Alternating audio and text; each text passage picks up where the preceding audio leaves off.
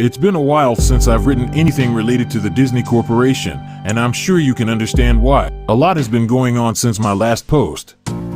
I've received a lot of questions and concerns from folks who read my first-hand account of Mowgli's Palace, a resort that was built and abandoned by Disney. I want to thank everyone who mirrored my post. It's been taken down from a few places, mostly corporate sites that were easily leaned on by a larger power. However, for every new topic or disappearing blog post, it seems like 100 more have popped up. This is something they'll have to face.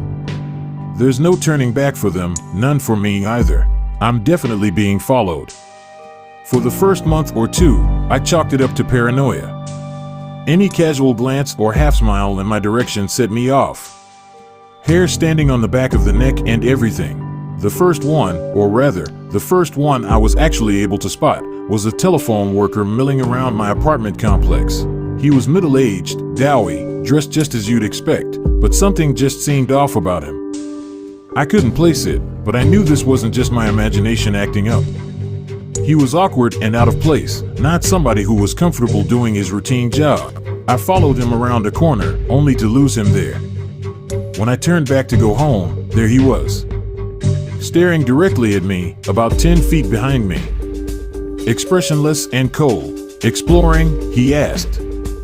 That was all he said, and there was an accusing tone to his voice. Tell me what blue-collar phone jockey does that. I guess that's the worst part. Never feeling safe. Never feeling alone. That, and the occasional Disney merchandise left somewhere for me to find. Little rubber Mickeys in the mailbox, a Disney Adventures magazine on my bookshelf. They hide little Mickeys everywhere. 3 circles, 1 big, 2 small, in the silhouette of the famous mouse's head. I've started keeping a running list of Mickeys I've found. Coffee cup rings on my coffee table. 1 big, 2 small. Colored glass bottles left on the doorstep, viewed from the top down. All red. Graffiti on the wall on my way to work, a huge earth, small sun and moon in the proper locations. They're everywhere. People have emailed me about this as well. If you repost anything I have to say, you're going to start finding those son of a bitch outlines. I guarantee it. The best one by far, one that actually made me laugh because of the horror of it all, was a drawing in chalk next to my car. I was taken aback at first, walking through the parking garage, keeping an eye out for people following me. The outline seemed a perfect match for, well, a murder victim you're probably familiar with if you've read my past posts. Written in yellow, paint, I'm sure, was a single word: retract. The only good thing that has come out of all this is that I know I'm not the only one who's seen something they shouldn't have. I'm not going to give their names, because, well, if I have to tell you why, you haven't been paying attention. Researcher goes to Disney parks whenever he can, all throughout the year. He's not going to have fun, enjoy the rides, etc. He's looking for the gascots. There's been a long tradition, apparently, of people reporting strange patrons throughout the park. Silent, motionless, staring patrons of every age, shape, and size. Men and women, adults, children, and teens, all wearing Disney-themed gas masks. Way back when, Disney would get tons of complaints about oddly dressed folks following others around the park. Folks who would then merge into crowds and disappear. Later on, the gas masks caused folks to draw other conclusions, and reports of possible terrorists and bombers started flowing. All of those reports most likely went straight into the trash can. I know I can't find any sign of any such occasions reported on by the media. Although you should be aware of the fact Disney can pretty much control its press like no other. Researcher goes to the parks, talks to a few people, and tries not to draw any attention to himself. He'll just ask 3 or 4 families if they've seen his friend, who's wearing a funny mask. He has yet to see a gascot for himself, though on one occasion, a child pointed him toward Frontier Town. As he raced through the crowd, he heard a single voice ahead cry out, "Mommy. I want a goofy air mask too." A fellow I'll call lifeguard worked in a Disney water park from 2001 through 2003. He stood at the top of a huge water slide and made sure none of the kids got too rowdy. He passed the kids through, one at a time, telling them over and over again to be safe, keep their arms in, and so on. One day, as he tells it, this fat kid goes down the tube and doesn't come out the other end. He sent 2 or 3 kids after, The whole thing moves at a steady clip, so naturally you'd expect that if Fatty got stuck, the kids that followed him were stuck, too. Not so. Only the big kid disappears. Everyone else comes out the other end, cheering and splashing like nothing's wrong. Lifeguard shuts down the slide, much to the aggravation of the kids waiting. Before he can go through any of Disney's strict procedures. Splash! Fatty finally comes out. Staff members pulled the kid out of the water. He sank like a stone when he hit, his skin already blue and his eyes wide. All he would say was "no face kids" and stop squeezing. The kid was okay, in case you're wondering. He got carted right off to the medical center. When Lifeguard was told to open the slide back up, he made a big stink about how it clearly wasn't safe. Despite his complaints, he was threatened with firing and begrudgingly opened the slide again. From that point on, he kept a closer eye on the kids. Every so often, they'd come out in the wrong order, never as stunned as the fat kid, but always with a vague look of concern, a dreamy half-stupor that seemed as if they were trying to figure out what was reality. They'd take on some water and choke a bit, and they'd never come back up to ride again. I read his emails with the same sort of unease you might be feeling right now. I wanted him to share his own story, but in the end he didn't want to expose himself that way. I can't say I blame him. Snow White, which wasn't the actual role she played, was a character in the park. She had a nice little tidbit for me. You know what happens when a costumed employee drops dead in his suit? Like, 1 second he's taking a picture with little Jimmy, and the next he's had a fatal stroke?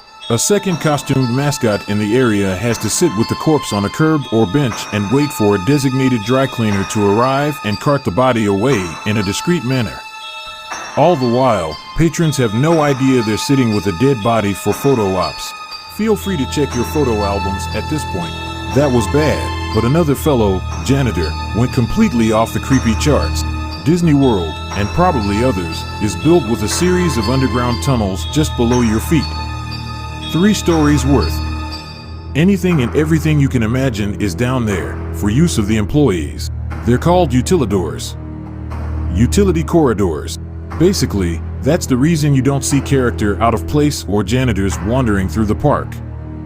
They pop in and out of hidden doors and travel a concealed town you're walking on. Janitor told me something that might be common knowledge, but was nonetheless news to me. Walt Disney had several apartments built into his parks. There's one above Cinderella's castle, there's one in the Pirates of the Caribbean ride. They're all over the place. More than that, there are nightclubs, a movie theater, a bowling alley, and much more. All behind doors built right into the whimsical facades you passed by without a second look. Club 22 is one such hidden area. If you have the cash to join the exclusive club, you don't, then you'll have access to it and much more. Club 22 is a place where anything goes. Disney Company calls these places dark zones. Spots where the squeaky clean visage of Mickey Mouse gives way to drinking, drugs, and, yes, sex. Conversely, the rest of the park is the bright zone, with a few gray zone utilidors between. As far as Janitor has said, it wasn't always that way. It was more of a slow decline and the gradual relaxation of social norms within that elite group. The reason he knows all of this? You may have already guessed, he's cleaned it. After a lengthy background check and a non-disclosure form, Janitor moved up from a park attendant to one of the dark zone cleaning crew. Now, before you get some satanic human sacrifice vision in your head, janitors saw nothing of the sort. Lots of empty alcohol bottles? Yes. Used condoms scattered like deflated New Year's balloons? Oh, yeah. He cleaned up his share of blood, piss, and vomit, but it was all down to the unrestricted behavior of patrons as opposed to any sort of cult behavior. At least that's how he sees it in retrospect. All that trash, that profane shit, went into a furnace and mingled with the smoke of a quaint cottage's chimney. If you've been to Disney World, you've breathed ultra-condensed scent. Backing up this information was Hammer. Hammer mailed me the old-fashioned way, though I don't know how he got my home address. He sent me photocopies of work papers proving his employment, with the instruction to burn them when I was convinced, which I did gladly. Hammer worked around the Disney World park, doing demolition and construction. At one point, he approached a superior regarding some strange construction plans. There was wide, rectangular area marked off on the blueprints, about the size of a supermarket. The area was left unnamed and only bore the words "Do not dig."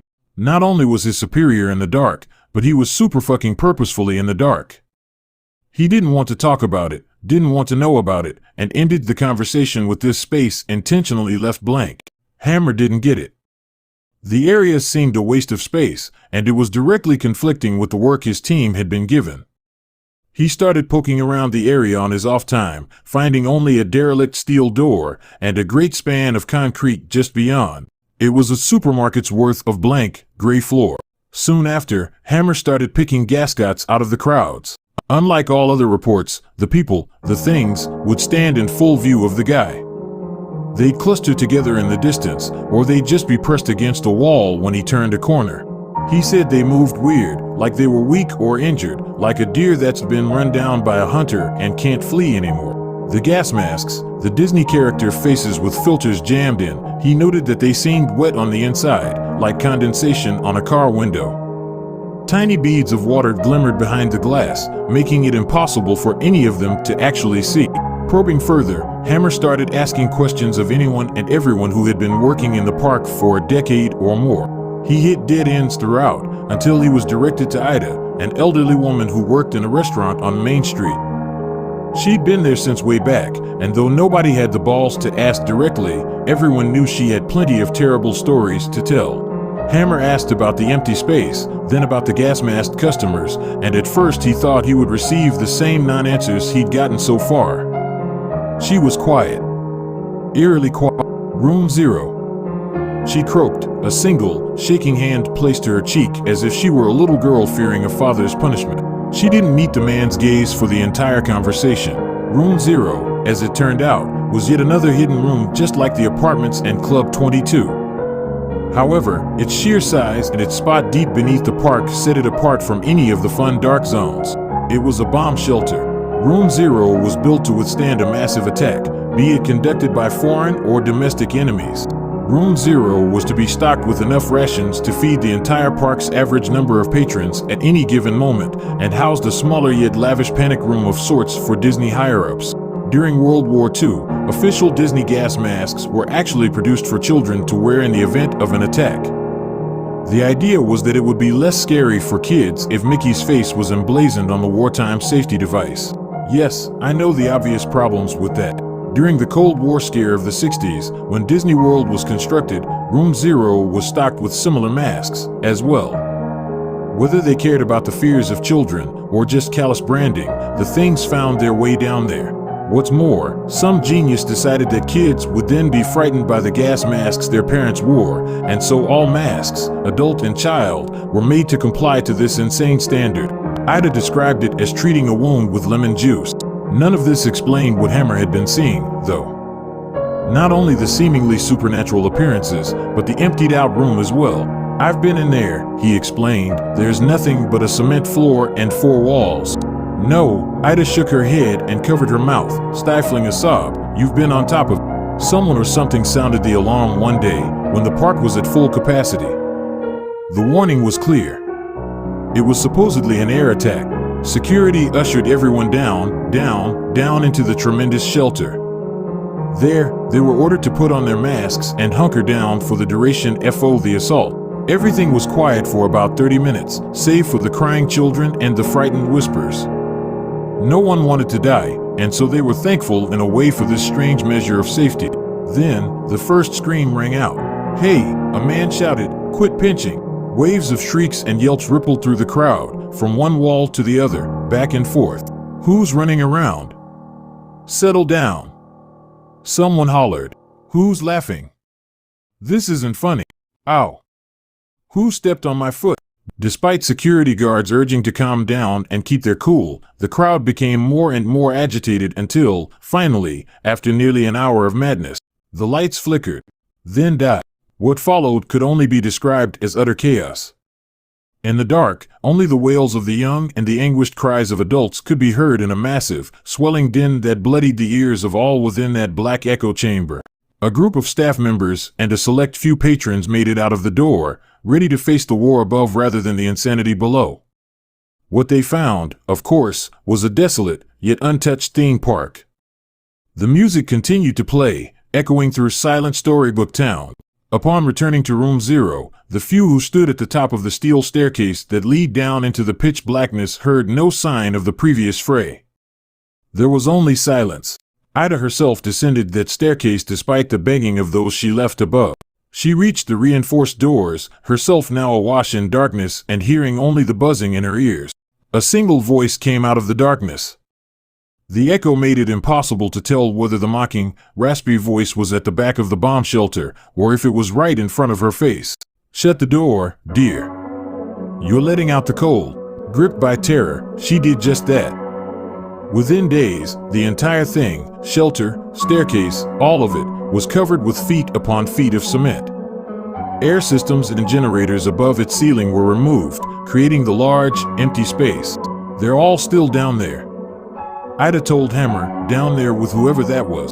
You might notice I've used Ida's name. Unfortunately, she passed away soon after telling her story. Accidental fall, supposedly, after getting out of bed to turn on a light." Such a company devotee, the paper reported, that her entire bedroom was covered with Mickey silhouette.